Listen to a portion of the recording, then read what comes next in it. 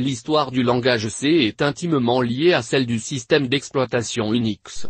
En 1969, quand Thompson, qui travaillait pour Bell Laboratories, mit au point sur un DEC PDP-7 un système d'exploitation semblable à Multic mais plus simple et plus modeste. Ce système reçut par la suite le nom d'UNIC, Uniplex d'information en Computing System, qui ne tarda pas à être définitivement changé en Unix. À l'époque, le seul langage vraiment adapté à l'écriture de systèmes d'exploitation était le langage d'assemblage.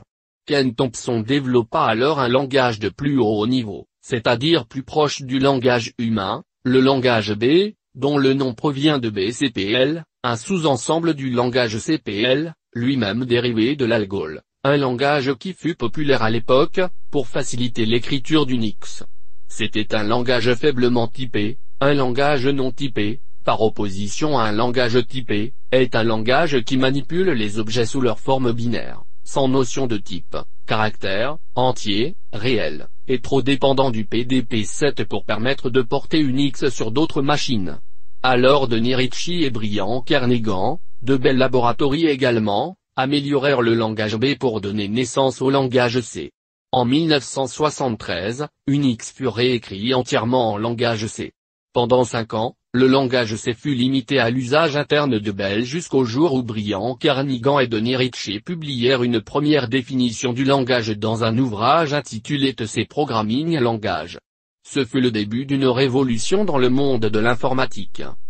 Grâce à sa puissance, le langage C devint rapidement très populaire et en 1983, l'ANSI, American National Standard Institute, décida de le normaliser en ajoutant également quelques modifications et améliorations, ce qui donna naissance en 1989 au langage tel que nous le connaissons aujourd'hui.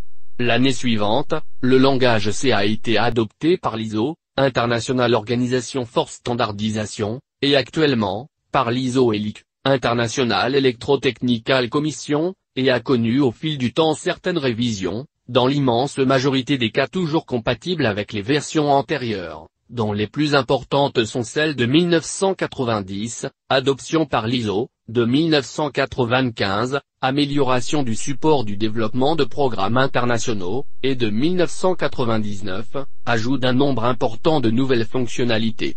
La version de 1999 est cependant actuellement encore peu diffusée, c'est pourquoi dans ce document, nous nous placerons dans l'apprentissage des versions de 1990 et 1995.